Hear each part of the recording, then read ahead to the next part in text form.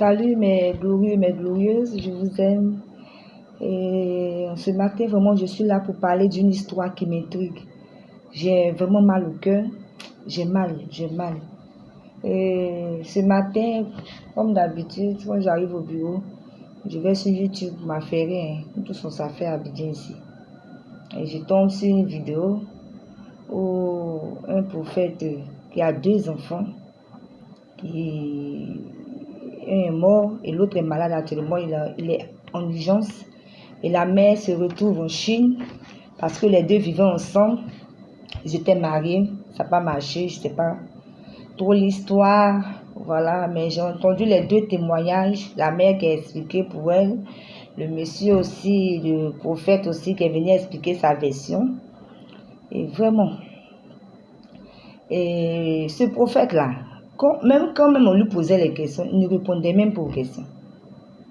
Parce qu'il paraît qu'on dit que cet enfant, il est sorcier, ses enfants sont sorciers, il les mettait en jeûne pour les délivrer, les enfants ne mangeaient pas. Vraiment, ces enfants sont ils étaient mal au point, ils sont mal au point parce que les photos sont là.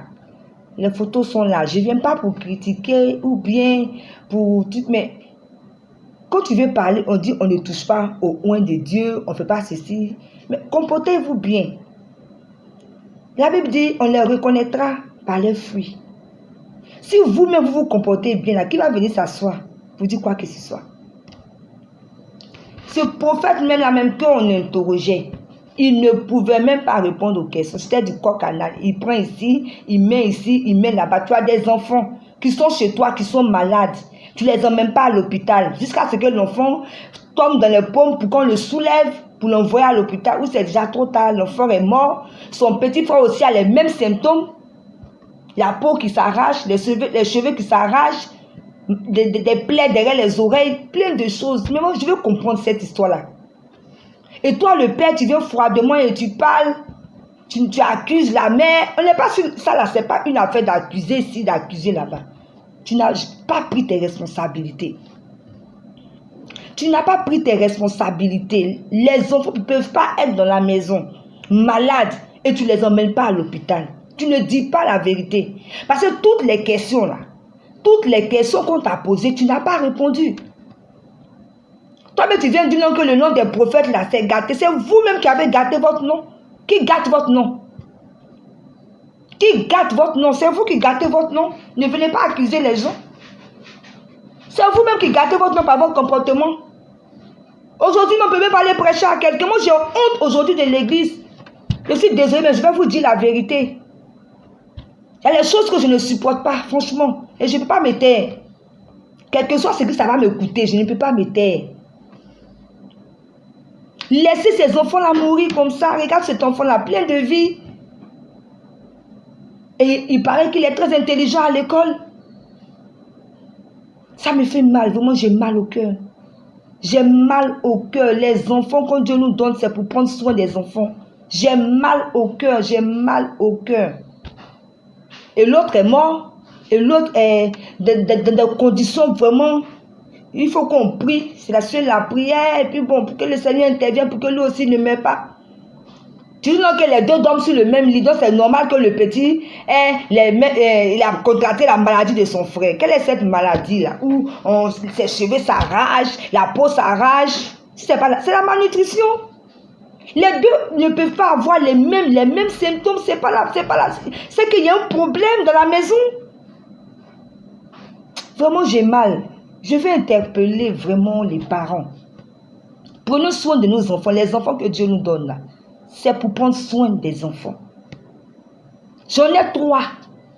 Et je m'occupe de mes enfants, ils sont avec moi. J'ai sacrifié plein de choses pour mes enfants. Les enfants, ça s'entretient. Ton enfant ne peut pas être malade. Et puis tu n'emmènes pas à l'hôpital. Tu es à la maison, tu fais des automédications, tu donnes amoxicilline. Tu vois l'enfant mal au point et tu t'en fous. Et tu vas venir te parler que toi tu es un père responsable. En plus de surcroît, tu es un prophète. Vous gâtez vos noms et puis vous dites que c'est les gens qui viennent gâter votre nom. Vous vous comportez mal, après vous venez dire non que c'est vous-même les chrétiens qui partez nous exposer. Nous, on les fait des chers aussi. D'accord, vous êtes fait des chers, mais comportez-vous bien parce que quand on est pasteur, là, c'est pour donner un bon exemple. On marche à l'image du Christ. Quand on est prophète, on marche à l'image du Christ. C'est pour donner un bon exemple. Ce n'est pas pour faire ce qu'on veut. Donc, on ne peut pas se dire prophète et pasteur et avoir un comportement qui ne rentre pas dans cette ligne. Et vous ne voulez pas qu'on en parle, vous dites non que on ne touche pas au oint de Dieu. Mais il faut que ça s'arrête ces choses. Il faut que ça s'arrête. Tout le monde est prophète aujourd'hui. Tout le monde est prophète. On ne sait pas sur quoi vous vous basez pour vous donner des noms, pour vous donner des je ne sais pas sur quoi vous vous basez. Si tu as dormi, tu as vu quelques visions, tu te lèves, on t'établit prophète. Pouah. Cette histoire, vraiment, c'est compliqué, hein, cette histoire d'église aujourd'hui là. C'est compliqué. C'est compliqué. Un prophète, tu accuses tes enfants des sorciers. C'est ça, c'est ce qui m'énerve de cette histoire de prophète. Toujours des prophéties. Toujours des prophéties. Hein? Ton parent là, il est sorcier. Ta grand-mère est sorcière. Ton grand-père, il est sorcier. Toujours, toujours. Oh, merde. Et on ne va pas seulement accuser le prophète, il y a aussi la femme. Je vous dis les femmes. Enfants là, c'est nous qui portons 9 mois. Ce n'est pas les hommes qui portent 9 mois. Tu ne peux pas abandonner son enfant, je ne dirais pas, mais peut-être que tu dis que tu es parti en Chine, tu as laissé l'enfant dans la main de son père. Mais est-ce que depuis que tu es en Chine, là, tu t'es essayé de te renseigner pour voir si tes enfants sont dans de bonnes conditions? Est-ce que tu as pris une fois un avion pour venir voir l'état des enfants? Comment les enfants se portent? Vraiment, est-ce qu'ils sont dans de bonnes conditions? On n'abandonne pas son enfant comme ça. C'est nous qui portons 9 mois. Les hommes, ils sont inconscients. Il y a beaucoup d'hommes qui sont inconscients. Laissez-moi vous dire la vérité. Les hommes là, ils savent monter sur les femmes pour faire ce que vous savez. Mais c'est des hommes qui sont irresponsables. Et toi, la femme aussi, tu as porté ton enfant 9 mois. Tu vas laisser ton enfant sous prétexte que tu n'as pas les moyens. Ça peut être vrai, c'est vrai. Je peux comprendre. Mais ne laissez pas vos enfants comme ça dans la main des pères quand vous vous séparez. Battez-vous. Battez-vous, le Seigneur va vous aider. Combien de témoignages on entend chaque jour? Quand vous laissez les enfants, la femme qui vient, elle ne pourra jamais se comporter comme une mère. Elle ne pourra jamais le faire. Il y a quelques-unes qui réussissent, elles ont vraiment un cœur qui est large et bon. Mais la plupart, la majorité, c'est des femmes mauvaises. Elles ne vont jamais prendre cet enfant-là comme leur propre enfant qui est quitté de leurs entrailles. Qu'est-ce que vous ne comprenez pas? Et toujours, c'est les mêmes choses. On abandonne les enfants dans la main des pères. Je suis le père. Si tu es le père, il faut prendre tes responsabilités. Ce n'est pas parce que tu n'es plus avec la mère que tu as rencontré une nouvelle femme que tu vas maltraiter ton sang. Je suis désolée. Ce n'est pas parce que tu es avec une nouvelle femme que tu vas négliger cet enfant que tu as eu avec une autre femme. Pourquoi? Ce n'est pas ton enfant ou bien? Nous avons vraiment beaucoup de mal en Afrique. Et voilà toutes ces choses, tellement de désordre, on ne comprend pas, on comprend rien, il n'y a pas de tête, il n'y a pas de queue, c'est les enfants qui en souffrent. Et voilà aujourd'hui, le premier il est mort et le deuxième se trouve à l'hôpital d'un état critique. Vraiment, j'ai tellement mal. J'ai tellement mal. Prenons soin de nos enfants. Que tu sois en couple ou pas, tu as un enfant, prends soin de cet enfant. Les enfants là, c'est une bénédiction. Et tu ne peux pas regarder aussi un enfant à cause du mal que sa mère t'a fait pour mettre sur l'enfant. Quand vous étiez en train de faire vos conneries, là, l'enfant était là. L'enfant n'est pas responsable, n'a pas demandé à venir au monde. Donc ne mettez pas vos colères. Si ça n'a pas marché entre vous, ne regardez pas l'enfant pour mettre la colère sur l'enfant. Beaucoup c'est comme ça qu'ils regardent l'enfant, ils voient la mère, mais quand tu regardes l'enfant, tu vois le père et tu transmets ta colère à l'enfant comme si l'enfant lui était là. Non. Prenez soin de vos enfants. Prenons soin de nos enfants. Les moyens, c'est Dieu qui donne. Et il faut travailler. Il faut travailler pour prendre soin de ton enfant. Moi, je ne t'ai pas sur tous les moments. Sur tous les moments, c'est vous qui avez porté l'enfant 9 mois. Nous tous, on connaît 9 mois de grossesse et l'accouchement. Qu'est-ce qui se passe là-dedans? Tu ne peux pas. Les hommes, C'est les sémences qu'ils ont données, c'est vrai. Mais c'est nous qui portons.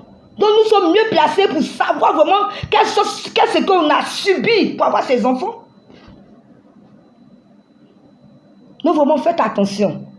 Prenez soin de vos enfants. Et aux hommes de Dieu encore, je vais vous interpeller. On ne joue pas avec Dieu. Et ce qu'on sème, on récolte. Souvent je me demande si vous vous posez la question. Si vous posez la question au dernier jugement, vous comparaîtrez seul avec le Seigneur. Vous allez rendre compte au Seigneur. Aujourd'hui, vous êtes dans ce monde-là. Vous faites ce que vous voulez.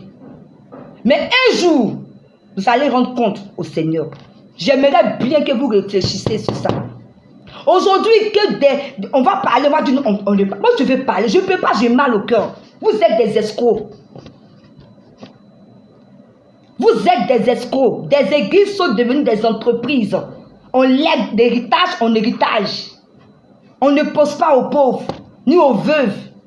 Tout ce qu'on sait, c'est d'amasser l'argent, de faire ceci, des injustices pas possibles, plein de choses. Ce n'est pas que tous les hommes de Dieu sont pareils, mais vraiment la majorité, vous faites honte. On ne peut même plus aller prêcher. On ne peut même plus s'approcher. Aujourd'hui, vous n'avez pas un bon témoignage.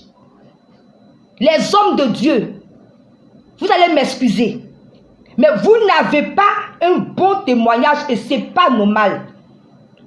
Et l'enfant de Dieu doit marcher à l'image de Jésus-Christ. Nous devons avoir un bon témoignage et porter de bons fruits.